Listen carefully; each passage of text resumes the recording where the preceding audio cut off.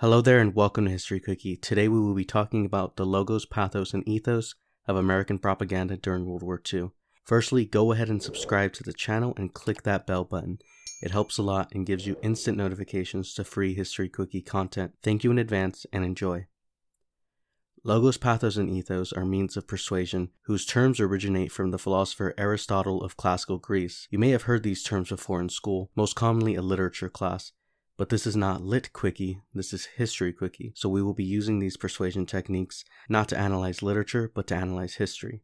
Logos is an appeal to reason, commonly invoking the use of data to support a persuasive argument. Pathos is an appeal to emotion, commonly stoking the passions and imagination to support a persuasive argument. Ethos is an appeal to authority, commonly relying on the authority of the presenter or the source of its facts to support a persuasive argument. Now, propaganda utilizes these forms of persuasion to influence audiences' perceptions. During World War II, propaganda was commonly used to build morale and gain people's support for the war in many ways. Today, we will be addressing the use of logos, pathos, and ethos in a recurring theme of American World War II propaganda of the iconic loose lips sink ships variety. There are plenty of examples of these types of posters that utilize logos, pathos, and ethos. Before the invention of hashtags, campaigns and propaganda efforts relied on the use of slogans.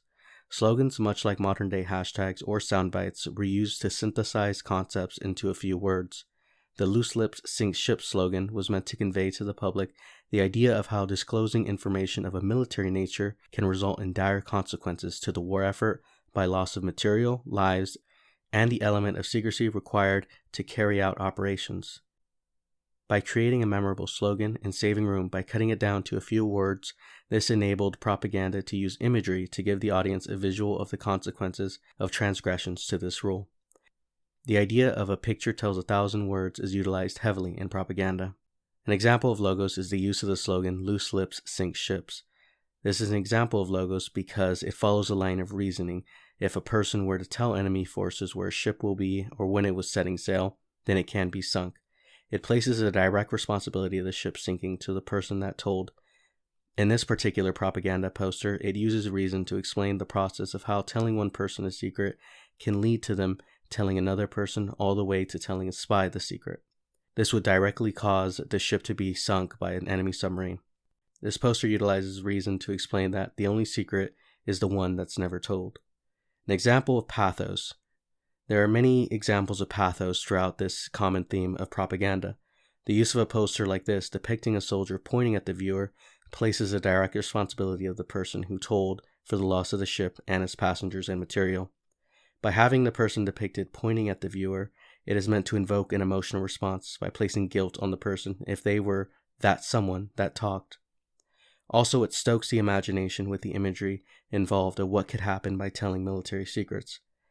There is meant to be a similar effect in this poster that reads, "A careless word, a needless sinking."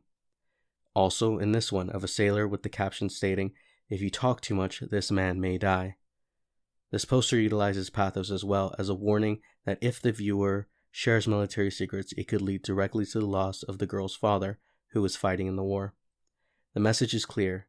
Don't kill her daddy with careless talk, and reinforces the theme of loose lips sink ships. An example of ethos. As for ethos, every use of government propaganda during World War II invoked ethos for persuasion.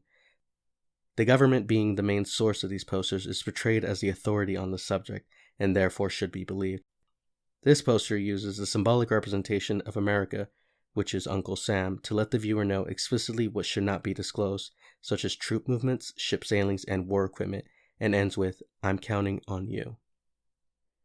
In conclusion, this has been the use of logos, pathos, and ethos as persuasion in American propaganda during World War II. In all actuality, there were a small number of spies active on U.S. soil during the war. However, the people that were often targeted as being possible spies were often loyal Americans, such as the Japanese Americans that were placed in concentration camps, while many still served loyally and with distinction in the U.S. Armed Forces. Propaganda is used for persuasion and often does not display the full story. It is important to not believe wholly in only one perception and to view things from other points of view. Thank you for watching. Don't forget to subscribe, click that bell button, and like this video, because can you ever know enough history? No, you certainly cannot.